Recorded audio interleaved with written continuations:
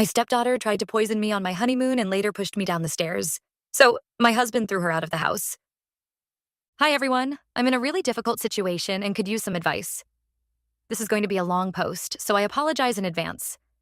I'm a 45-year-old woman, and I recently got married to my boyfriend, Mark, 49M, who I've been dating for 3 years.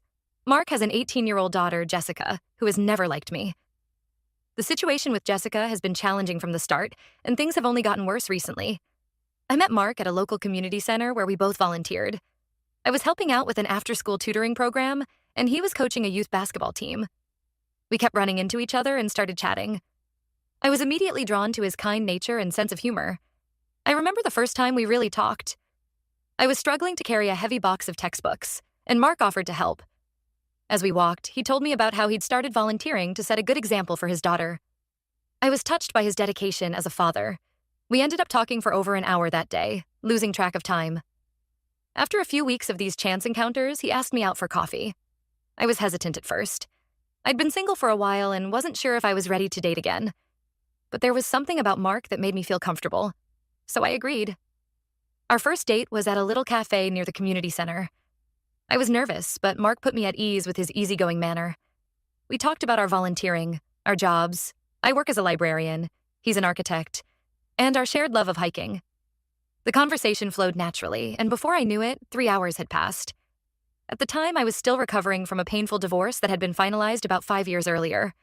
My ex-husband, Tom, and I had been college sweethearts. We married young, just after graduation. For the first few years, things were good. We were building our careers and our life together, but as time went on, we started growing apart.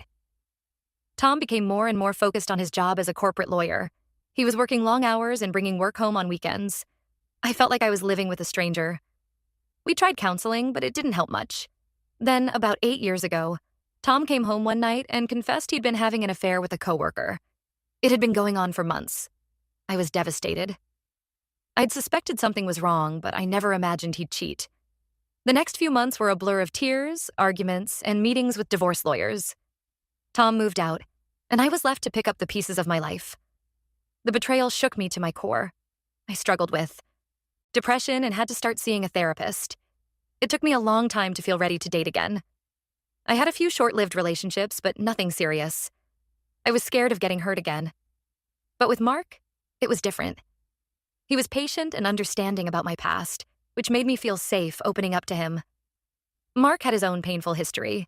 His wife, Sarah, had passed away from breast cancer when Jessica was 10 years old. He'd been raising Jessica on his own for the past 8 years, and it was clear they had a very close bond.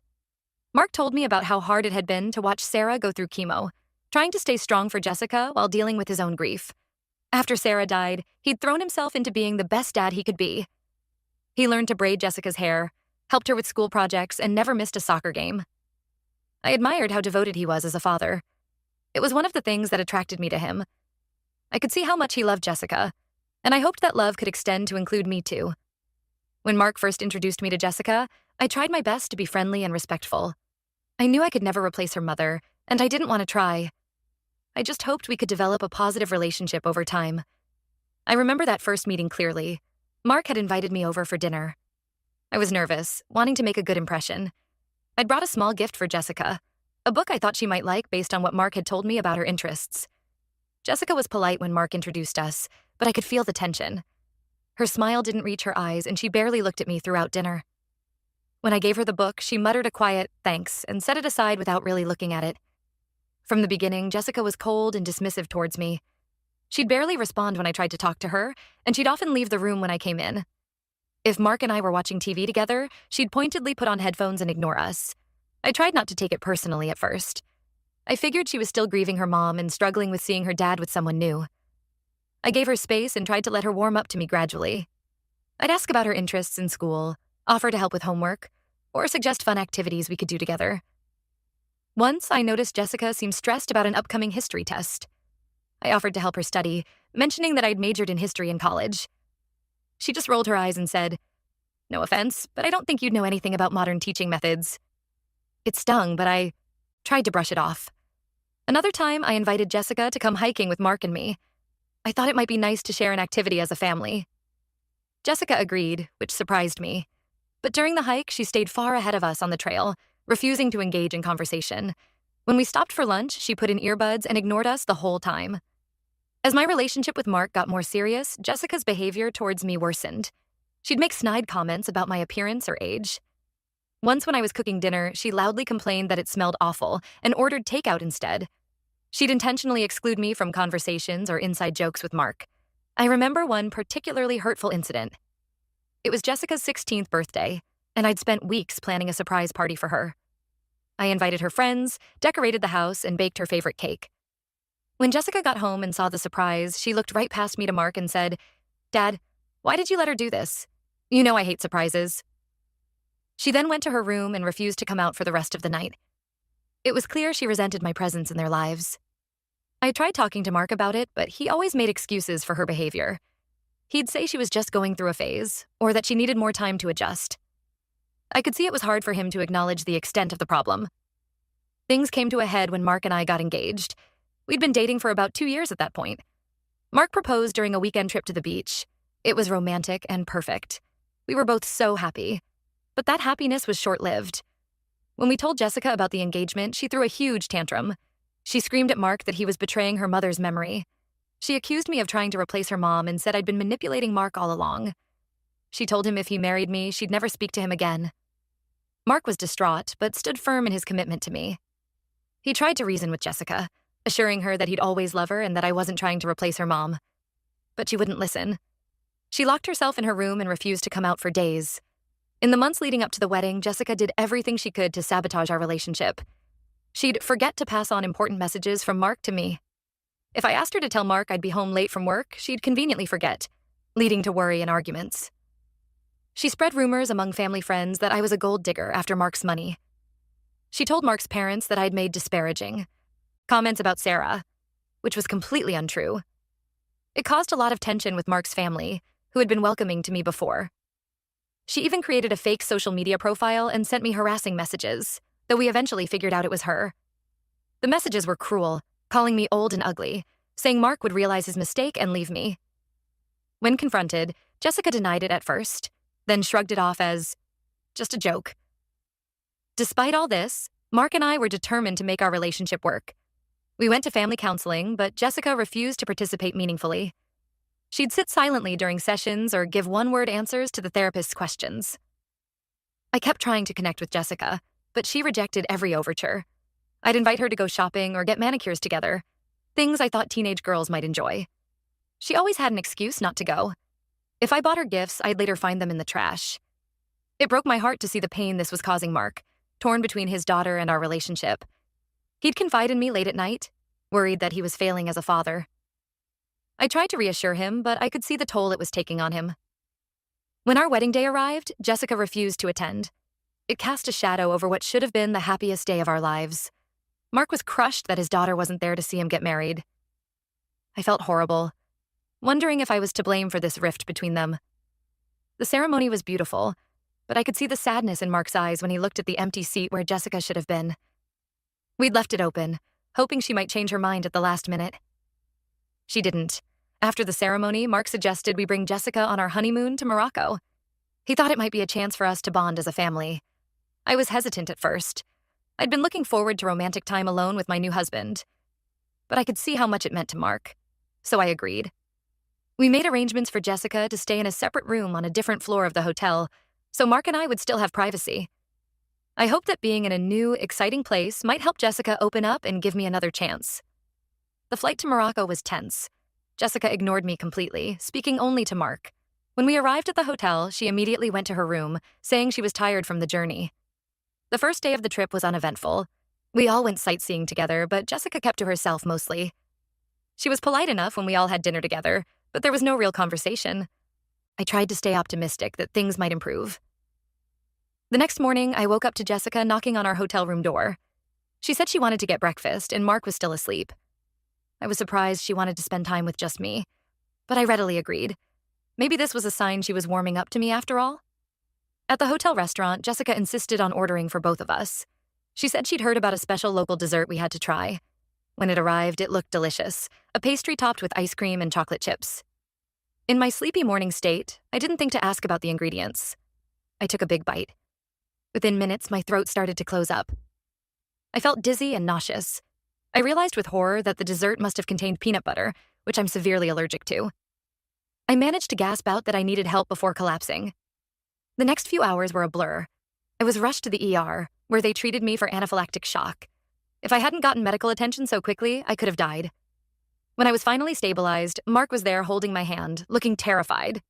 He told me that he'd investigated what happened. It turned out Jessica had specifically requested peanut butter in the dessert, even though she knew about my allergy. The hotel staff was horrified when they found out. They said if anyone had informed them of my allergy, they never would have served me that dessert. I felt sick to my stomach. And not just from the allergic reaction. I couldn't believe Jessica would deliberately try to harm me like that. Part of me didn't want to believe it. Surely she wouldn't go that far. But the evidence was clear. Mark was livid. He'd had a long, intense conversation with Jessica while I was being treated. He told her that her behavior was completely unacceptable and dangerous. He said he was sending her home immediately and that going forward, he would only pay for her college tuition. She'd have to support herself otherwise. I felt awful seeing Mark have to discipline his daughter like that. Despite everything, I knew how much he loved her. But I also felt relieved that he was finally drawing a firm line. Jessica's actions could have killed me. Clearly, the situation couldn't go on as it had been. The rest of our honeymoon was subdued. We tried to enjoy Morocco, but the incident cast a pall over everything. We visited the markets in Marrakesh and took a day trip to the Atlas Mountains, but my heart wasn't in it. I kept replaying the incident in my mind, wondering if there were signs I'd missed. Should I have been more cautious? Was there something else I could have done to improve my relationship with Jessica? Mark was attentive and caring, but I could tell he was struggling too. He was angry at Jessica, but also grieving the relationship he wished we could all have. We spent a lot of time talking through our feelings and trying to figure out how to move forward. Now we're home, and I'm not sure what to do next. Jessica is still living with us for now, at least until college starts in the fall. The atmosphere in the house is tense and uncomfortable. Jessica barely speaks to me, acting like I don't exist. She hasn't apologized or shown any remorse for what happened. I want to support Mark in reconnecting with his daughter, but I'm also scared of what she might do next. The incident in Morocco showed she's willing to put my health at risk. I don't feel safe in my own home anymore. Mark is trying his best to mediate, but I can tell he's torn. He wants to believe Jessica will come around eventually, but he's also worried about my well-being. We're considering family therapy again, but I'm not sure Jessica will agree to participate. I love Mark deeply, and I want to make this marriage work. But I'm at a loss for how to handle the situation with Jessica. Has anyone dealt with something similar? How do you mend a relationship with a stepchild who seems to hate you? Is there any hope of us becoming a real family, or am I fooling myself? Any advice would be greatly appreciated. Thanks for reading this far. Edit. Thank you all for your supportive comments and advice. I've read through everything and am taking it to heart. I wanted to post an update on the situation as some significant things have happened in the past 2 weeks. Update: Mark and I have been home for about 2 weeks now. Things with Jessica haven't improved much, I'm sad to say. She's still barely speaking to me, acting as if I don't exist in the house. What's most concerning is that she doesn't seem apologetic at all about what happened in Morocco. If anything, she seems angrier than before. I think a lot of her anger is now directed at me because of Mark's decision to cut her off financially, except for tuition. She seems to blame me entirely for this, even though it was Mark's choice in response to her dangerous behavior. The first few days after we got back were incredibly tense. Jessica stayed in her room most of the time, only coming out for meals. When she did, she'd ignore me completely, speaking only to Mark if she had to. I tried to give her space, hoping she might come around if I didn't push. One evening, I overheard her talking on the phone to a friend. She was complaining about me, saying I'd ruined everything and that her dad had chosen me over her. It hurt to hear, but it also gave me some insight into how she was feeling. Mark has tried talking to her several times, but she just shuts down or lashes out. I remember one particularly heated argument where Jessica accused Mark of forgetting about her mother.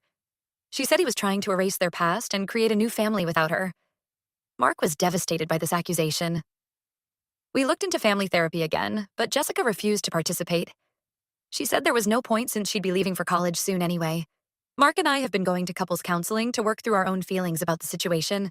It's been helpful, but I wish Jessica would join us. The tension in the house has been unbearable. I've been trying to give Jessica space, staying out of her way as much as possible. But it's exhausting walking on eggshells in my own home all the time. I've started spending more time at work or out of the house just to avoid the uncomfortable atmosphere. I've also been dealing with some anxiety since the incident in Morocco. I find myself double-checking ingredients obsessively, even for foods I've eaten many times before. I had a panic attack in a restaurant last week when I couldn't be sure if my meal was completely peanut-free. Mark has been supportive, but I can tell he's worried about me. Things came to a head yesterday. I was coming down the stairs when I overheard Jessica and Mark arguing in the living room. I paused, not wanting to interrupt. Jessica was yelling at Mark, saying he'd ruined her life by marrying me. She called me some pretty awful names I'd rather not repeat. I could hear the pain in Mark's voice as he tried to reason with her. He was pleading with her to give me a chance, to try and be part of our family. Jessica's voice was getting louder and more hysterical. She accused Mark of loving me more than her, of forgetting about her mother. The emotion in her voice was raw and painful to hear. I must have made a noise or something because suddenly they both realized I was there. Jessica's face twisted with anger when she saw me. Before I could react, she rushed towards me and shoved me hard. I lost my balance and fell backwards down the stairs. Everything happened so fast. I remember a sharp pain in my head, and then everything went black. I woke up in the ER again. The doctors told me I had a concussion and some bruising, but thankfully no broken bones. They wanted to keep me overnight for observation just to be safe. Mark has been by my side the whole time, looking devastated. He told me that after I fell, he called an ambulance immediately. While we were waiting, he told Jessica to pack her things and leave. He said he couldn't have her in the house anymore if she was going to be physically violent. I feel terrible that it's come to this. Despite everything, I never wanted Jessica to be kicked out of her home. I know how much Mark loves her, and I worry about how this will affect their relationship long term. At the same time, I'm relieved. The idea of going back to that house with Jessica there was terrifying. I hate feeling unsafe in my own home. And clearly, the situation had become dangerous, not just emotionally, but physically. The doctors say I should be able to go home tomorrow. Mark and I have a lot to discuss about what happens next. I'm not sure where Jessica is staying right now, probably with her grandparents. I don't know if Mark will try to reconcile with her again, or if this is a more permanent estrangement. I'm feeling overwhelmed and unsure of everything. The physical pain from the fall is nothing compared to the emotional turmoil. I keep replaying the moment Jessica pushed me, trying to understand how we got to this point. Was there something more I could have done? Is there any way to repair this relationship? Part of me wonders if I should just leave to make things easier for Mark and Jessica to repair their relationship. But I love Mark, and we've worked so hard to build a life together. I don't want to give up on our marriage. I guess I'm looking for advice again. How do we move forward from here? Is there any way to salvage the situation with Jessica? Or is it time to accept that she may never be part of our lives? How do I support Mark through this estrangement from his daughter? I'm also struggling with my own feelings towards Jessica. I've tried so hard to be understanding, to give her time and space. But after this physical attack, I'm finding it hard not to be angry and resentful. How do I process these emotions in a healthy way? Mark and I have barely had time to talk about everything that's happened. He's been focused on making sure I'm okay and dealing with the immediate aftermath of the incident. But I know we need to have some serious conversations about our future once I'm out of the hospital. Thank you all again for listening and for any insights you can offer. This whole situation has been so difficult, and I really appreciate having a place to talk about it. I'll update again when I know more about what's going to happen next.